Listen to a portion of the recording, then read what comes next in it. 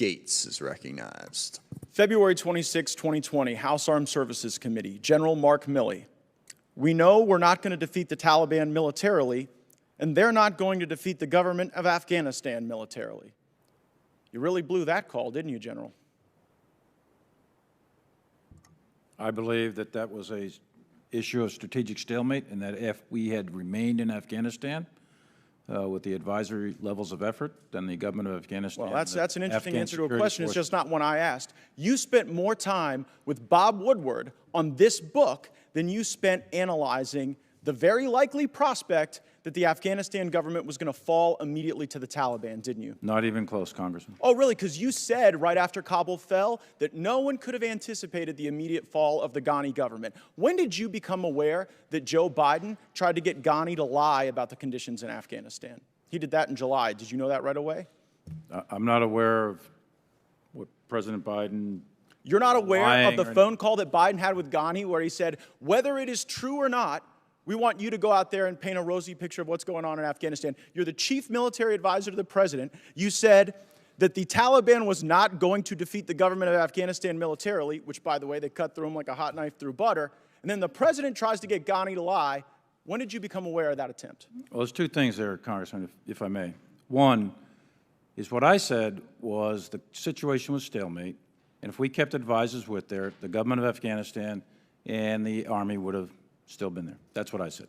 Whether that's right or wrong, I don't know. But it seems wrong now with well, the Taliban in we control. withdrew all the Secretary Austin. Secretary Austin, are you capable of assessing whether another has the will to fight? No, we're not, and that's the point that the chairman made earlier. So. That's just like an incredibly disappointing thing for the Secretary of Defense to simply say, I can't assess whether someone has the will to fight, but it is consistent with your record. I mean, during the Obama administration, I think they gave you about $48 million to go train up some folks in Syria to go take on the Assad government, and I think your testimony was that only 4 or 5 survived first contact with the enemy. So what confidence should this committee have in you, or should the country have in you, when you've now confessed to us, and whether it's the swing and a miss in Afghanistan that General Milley talked to the Senate about yesterday, total failure, or whether it was your failures in Syria, you don't seem capable to look at a fighting force and determine whether or not they have the will.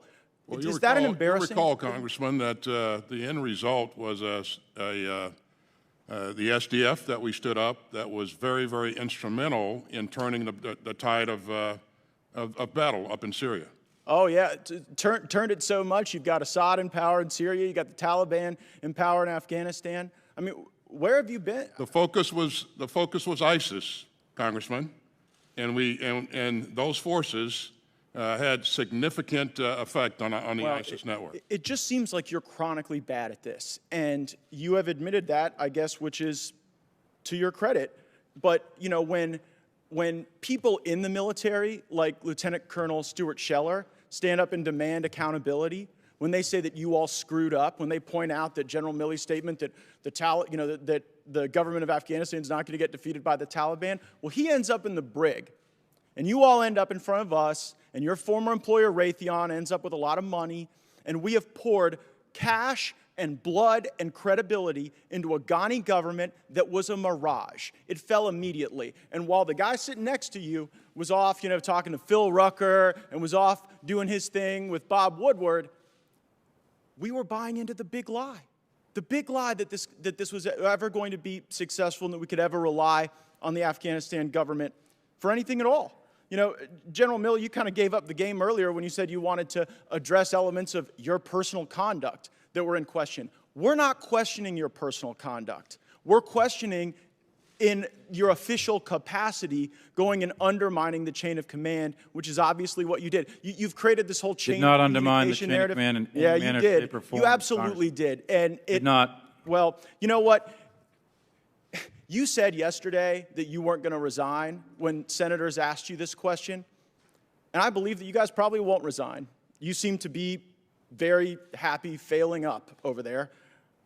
But if we didn't have a president that was so addled, you all would be fired, because that is what you deserve. You have let down the people who wear the uniform in my district and all around this country, and you're far more interested in what your perception is and how people think about you in Insider Washington books than you care about winning, Gentleman's which this time group has seems incapable of expired. doing. Ms. Houlihan is recognized.